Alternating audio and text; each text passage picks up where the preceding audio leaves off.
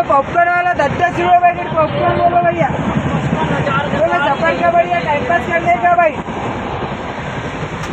बोलो 10 रुपये packet popcorn खाने का भैया। बोलो हल्दी नमक मसाले वाला पॉपकॉर्न है। बोलो पॉपकॉर्न वाला 10-10 रुपये पैकेट पॉपकॉर्न बोलो भाई। बोलो हल्दी नमक मसाले का पॉपकॉर्न खाने का भैया।